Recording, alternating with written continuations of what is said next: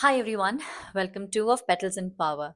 I know it's been really long since I announced my page and hadn't posted anything was because I have so much to talk about and I couldn't really decide where to start from and then I thought, what is the topic that is scaring me the most? Let's start from there. And that's exactly what I'm going to do today. I'm going to open about my healing journey, the quiet one, the real one, the messy, ugly one. It did not look glamorous or aesthetic in any way at all. Healing isn't something that I have gone through and overcome completely. It is something that I'm still going through, and I want to take you on this journey with me. People don't talk enough about the silent battle, the battle of waking up every day and feeling broken, the battle of forcing yourself out of bed even when your chest feels heavy, the battle of pretending to be okay when you're hanging out by a thread, the battle of believing in a future when every cell in your body wants to give up. I fought that battle quietly, painfully, relentlessly. I didn't have grand breakthroughs. I did not heal overnight, but every day I made tiny choices that kept me going. And I want to talk all about it today with you for anybody who wants to hear it, for anybody who needs it. There was a time when I tried really hard to outrun my pain. I tried staying busy. I tried staying distracted. I tried staying strong for everybody else except for myself. But eventually, I hit a wall. A moment where pretending wasn't even possible. I thought that I'm giving up, but in reality, I actually gave in. I surrendered to the truth I had been avoiding. I stopped numbing. I stopped pushing everything down. And for the first time, I let myself feel the pain that I had been carrying for God knows how long. That surrender was the beginning of my healing. I shut out the world, the noise, the opinions, the expectations. God, the expectations, all of it. And in that stillness, the kind that feels louder and uncomfortable than anything that you have ever felt. I heard something that I had ignored for years. My soul, the actual cry for help. It wasn't pretty, not at all. It wasn't poetic. It was raw, aching, and desperate. And I realized that I had abandoned myself long before anyone else ever did. So I listened. I sat with the discomfort. I let myself crack open. And that's when I finally began to hear what my heart had been trying to tell me all along. It was in that silence that I reconnected with my inner child, the version of me who had been waiting quietly, patiently, hoping I'd finally come back for them. I saw their fears. I felt their loneliness. I heard their hope. And I held them emotionally, spiritually, and even physically. I used to close my eyes and feel everything. The little girl, the little Vaishnavi who had all these hopes and plans for the future. And I realized how I had been blaming her for anything that I have been going through in my adult life, and how I have abandoned her the longest time. And that changed everything, because healing isn't just about survival, it's about returning to the parts of you that needed love the most. So I closed myself in a room. And trust me when I said that, I actually closed myself in a room. I locked myself in a room. I shifted back home for 2 months. I used to sleep listening to these subliminals, these podcasts. I used to read self help books.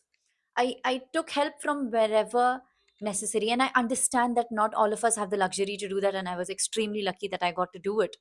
But even right now, when I'm extremely busy, I haven't stopped it. I wake up and I have to listen to a podcast that changes the internal wiring.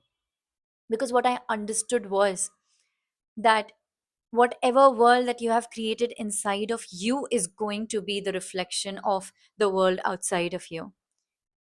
So my focus was and is to change everything within me. You see, I have done things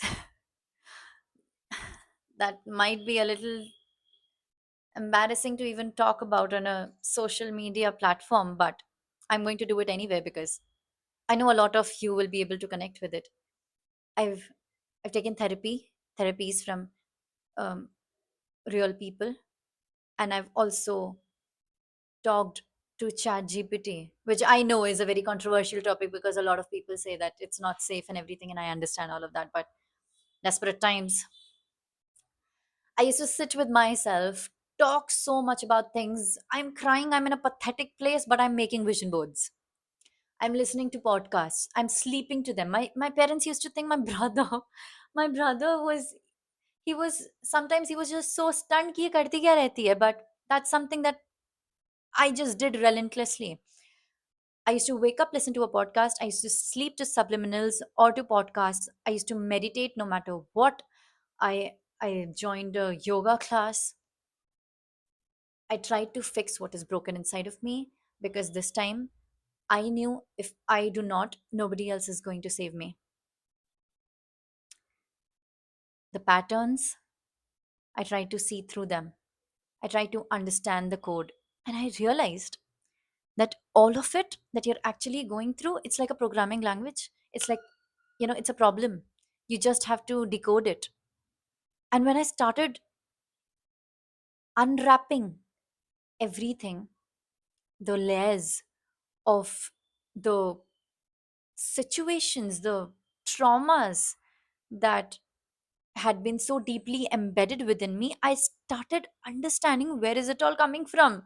And I can't even tell you how miraculous it all felt when I started getting the answers just like that. There's no person standing in front of me giving the answers, but now I'm giving answers to myself, because now I'm sitting with myself.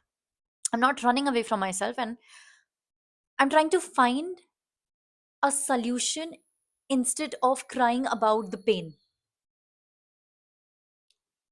And it's not easy. I'm not undermining anybody's situation when I say it. There are times when you do not have the energy to be solution oriented. I know. I have faced those times. But but the choice is always yours, and you have to make that choice no matter what, if you want a better future for yourself, if you want a better present for yourself. And that's exactly what I did. It took so much strength. It took so much strength to do it, but I knew I had to, and I did. And trust me, in this moment, when I'm here talking about it, I feel so proud of myself for doing what I did. Even even at nights that screamed for me to end it all, the mornings that felt so heavy to even get out of bed. And most of the times I did not. I would just lay in bed all day long. But then again, when I would mentally, talk to myself for an hour or two. I would convince myself to do it, and I do it all over again. Every day used to feel like a failure until it did not. And there was just just one little win that made it feel all possible. So you just gotta keep trying till you get that little win. Hope is everything. It's the strongest thing in this world. It is what kept me going. When you suffer, you don't understand. You're so occupied by the pain, by the emotions of the suffering, that you do not understand it at that time. And that exactly happened with me. I didn't understand it, but everything that I went through was teaching me something: patience, boundaries, resilience, self love, faith, the courage to walk away, the strength to stay when needed, the wisdom to know the difference. Extremely important.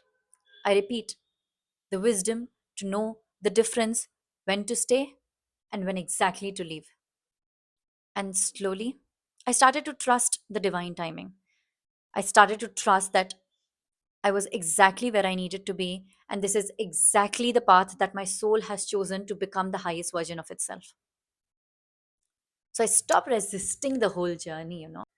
I started dancing along with it, enjoying it, even the suffering.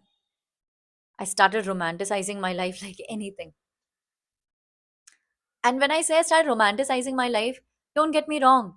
I'm not saying that in the times when I used to cry in the bed and everything, I used to dress up nice and everything. No, I did not. I did not dress up nice at that time, but I used to go, stand in front of a mirror, and talk to myself. I used to tell her that today you're going through this, and that's okay. But tomorrow, you're going to stand in front of God knows who and talk about this time that helped you reach there. And now it feels extremely miraculous in this moment because that's exactly what I'm doing. Healing taught me the universe isn't punishing you, it is shaping you, it is preparing you, and it is strengthening you. It is giving you exactly what you asked for.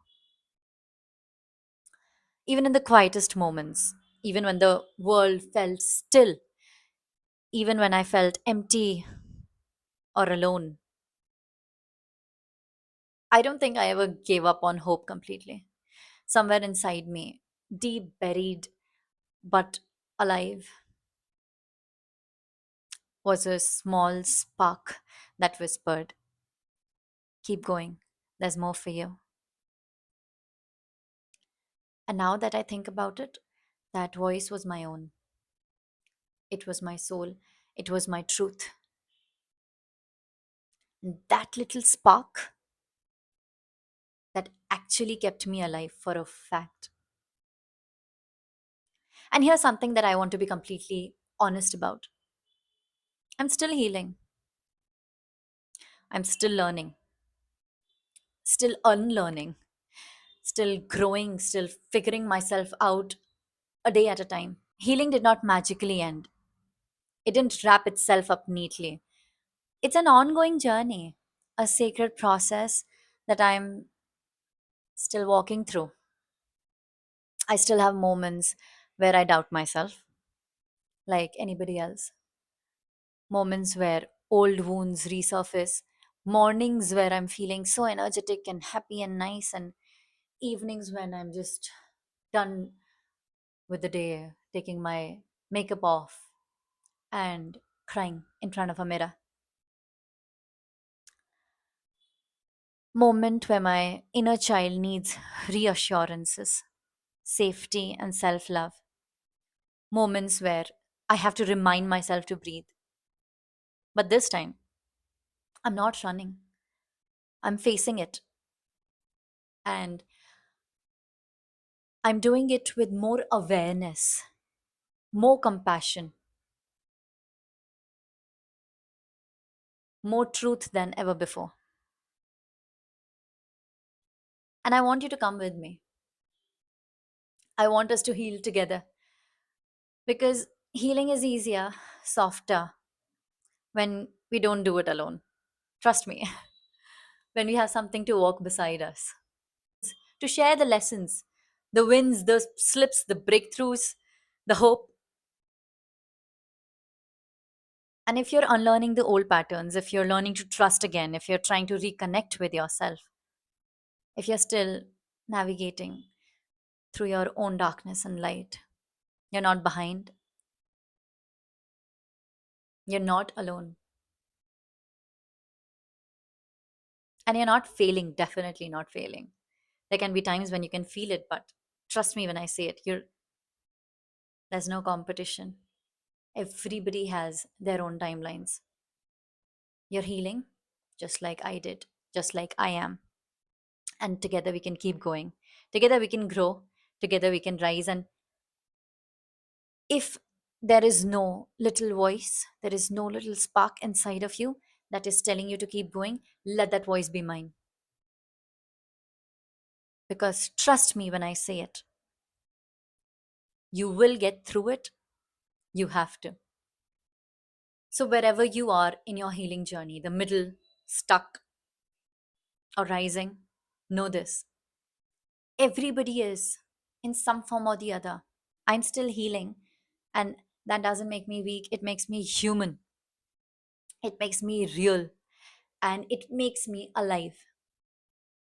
Healing is not a destination, it is a homecoming. It is a return to yourself, way before people told you what you need to be. A reconnecting, a rebuilding.